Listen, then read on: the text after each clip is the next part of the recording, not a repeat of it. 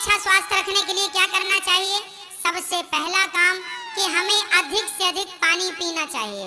आप दिन भर में कितना पानी पीती हैं? 4 गिलास, 4 लीटर।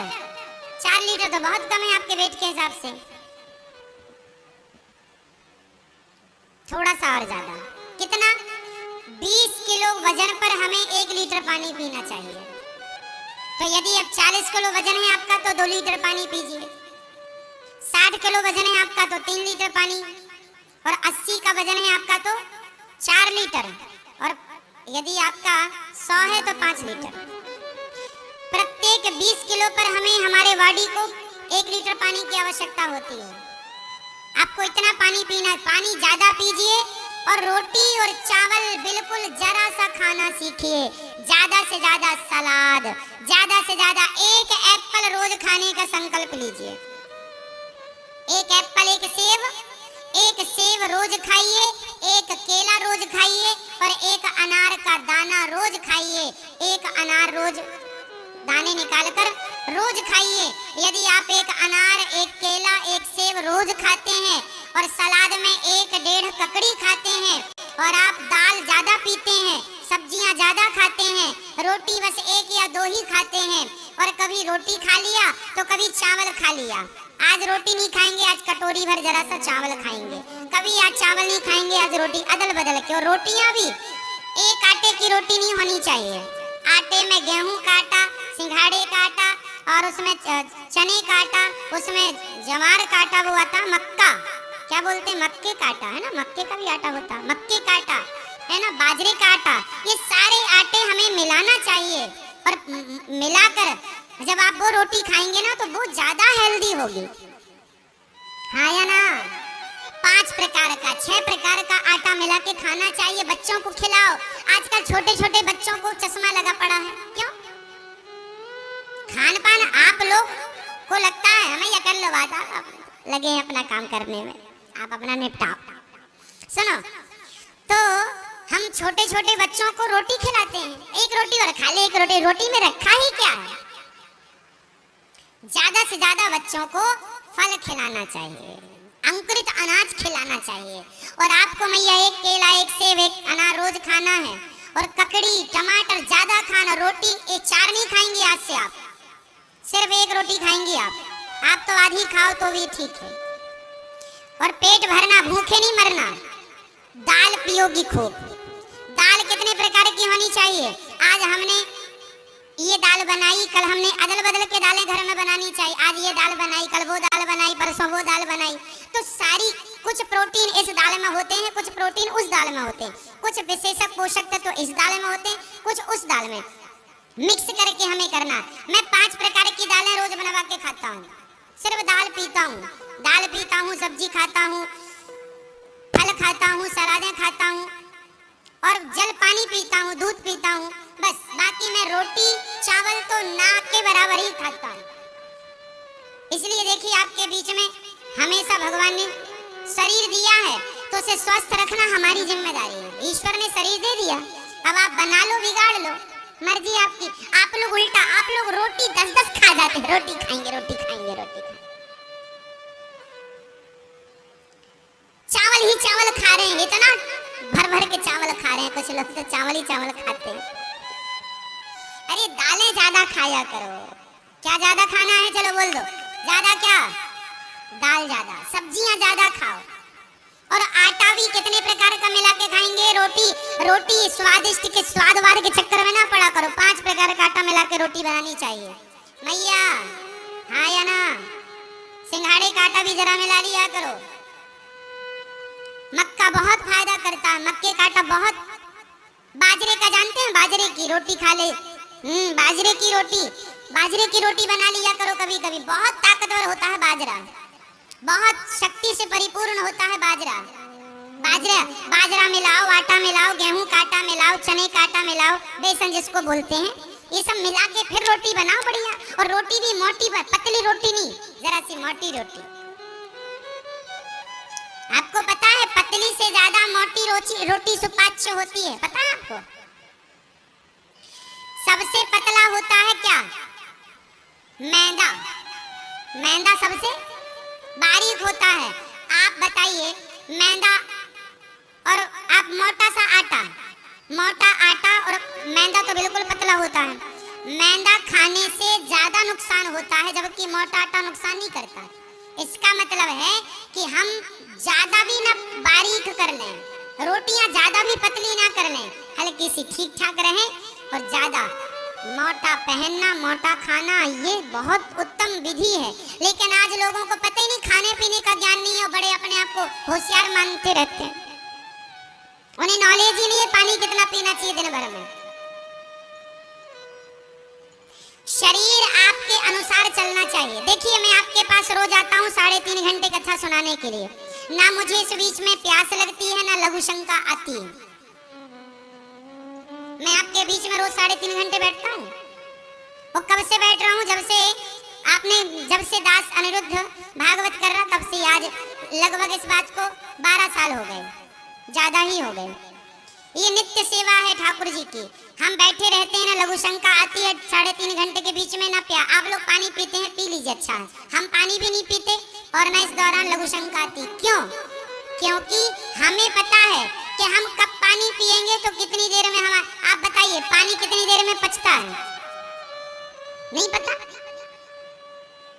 कितनी? 5 मिनट में। लो, अच्छा पढ़ लिए आप।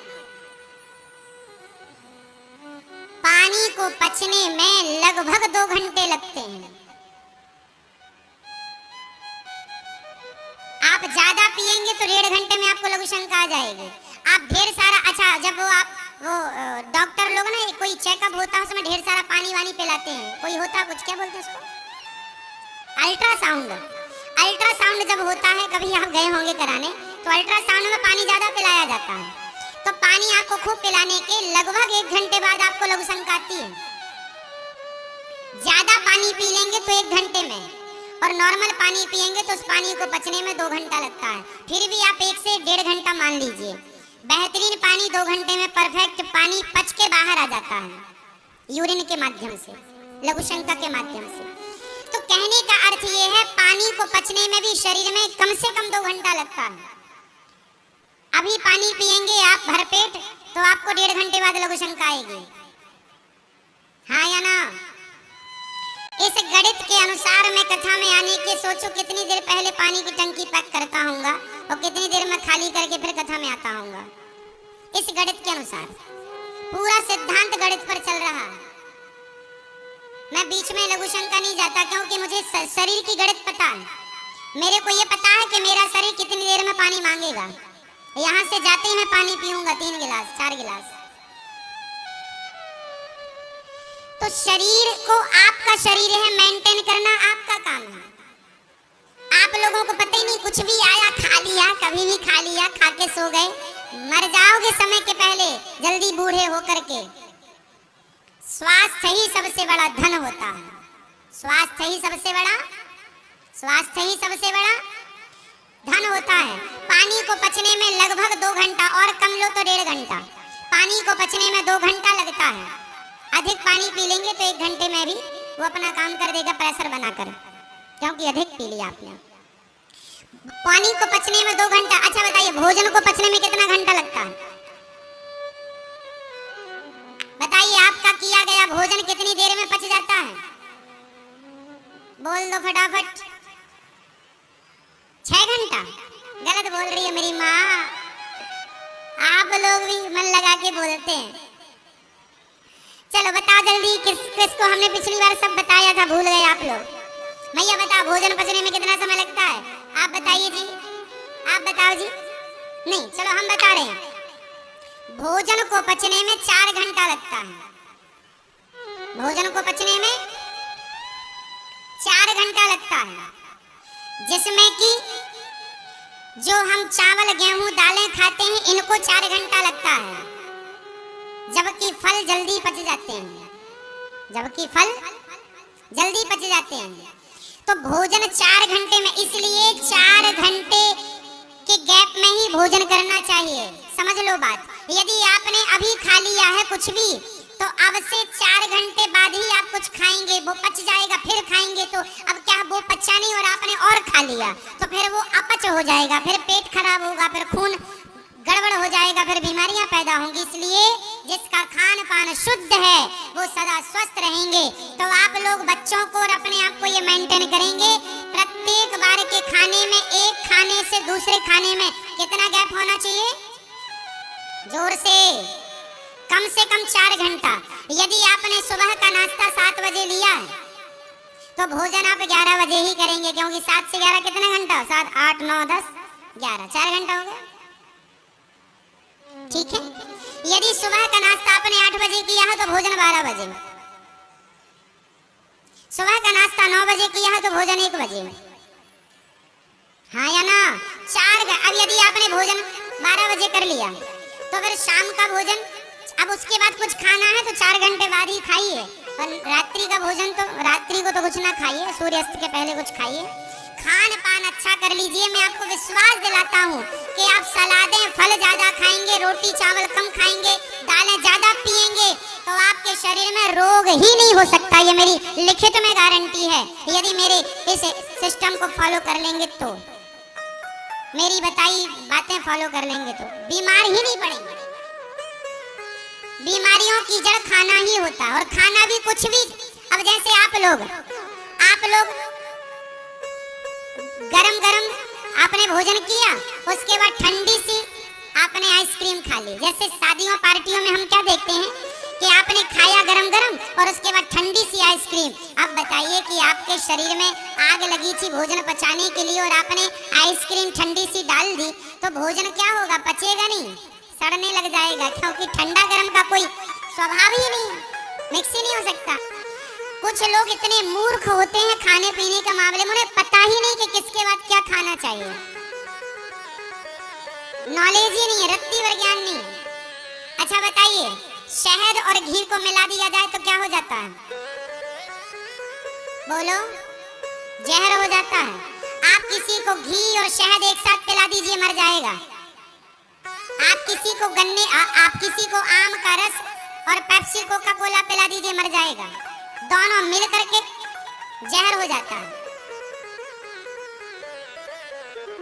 लेकिन लोगों को ज्ञान नहीं है। लोग भोजन करते हैं और भोजन करने के बाद आइसक्रीम खा लेते हैं। इतनी मूर्खता कहाँ होगी? आइसक्रीम ठंडी होती है और भोजन पचाने के लिए आपके शरीर में एक आग होती है जिसे जठराग्नि कहते हैं। वो जठराग्नि आपके शरीर को क्या करती है? भोजन को पचाती है। अब आइसक्रीम खा लिया तो आग बुझ जाएगी। इसलिए लोगों को ज्ञान नहीं है खाने पीने का, भी इसलिए बीमार पड़े रहते हैं हर दिन डॉक्टर के यहाँ, हर दिन डॉक्टर के यहाँ। चलिए, तो आप में से कितने लोग खान पान का विशेष ध्यान रखेंगे? खुद रखोगे, बच्चों को? ज्यादा से ज्यादा क्या खाओगे? जोर से और जोर से फल, केला, सेब, अनार, पपीता और इत्यादि जितने भी फल होते हैं। सलाद खाओगे, टमाटर कच्चा खाओगे, ककड़ी कच्ची खाओगे, पालक के 2-4 पत्ते चबा लिया करो, भिंडी 2-4 कच्ची खा लिया करो, बच्चों को खवाया करो। सब ताकतवर चीजें हैं, ठीक है? हाँ। इसके बाद आप लोग रोटी कितनी खाएंगे आज से? रोटी कम। पेट किससे भरना है? पेट ज्यादा से ज्यादा सलाद से या फल से। अच्छा, फल और सलाद भी एक संग नहीं लिया जाता, ये भी मैं आपको बता दूं। फल और सलाद दोनों का कॉम्बिनेशन नहीं है, समझिएगा। फल आपको कब लेना चाहिए? सुबह। नाश्ता हमेशा फल का करना चाहिए। नाश्ता हमेशा किसका? अंकुरित अनाज खाओ, चने अंकुरित खाओ, बादाम खाओ, काजू खाओ, पिस्ता खाओ, है ना? और जो भी अंकुरित दालें हैं वो खाओ। उसके संग एक एप्पल, एक केला, जो भी आपकी क्षमता है, एक या आधा, वो फल सवेरे खाना है। दोपहर के भोजन में सलाद खाना है और रात्रि को दूध पीना है, या सुबह फलों का रस, दोपहर को लस्सी और दोपहर को छाछ पी सकते हैं। शाम को आपको दूध पीना है। दूध पीने का सिद्धांत रात्रि का है। दूध भी पी के सोना नहीं है, दूध पीने के कम से कम कुछ देर हमें चलना चाहिए, है ना? बहुत बड़ी गणित है, लेकिन आप समझें तो। और आधा घंटा तो रोज योग करना चाहिए। क्या करना चाहिए? योग। कौन कौन कर लेता है योग? आप शीर्षासन कौन कौन कर लेता है? शीर्षासन कर लेते हो, हाँ या ना? ये दास अनिरुद्ध शीर्षासन रोज करता है। हम शीर्षासन में भी 4 आसन करते हैं। आसन शीर्ष है, उसी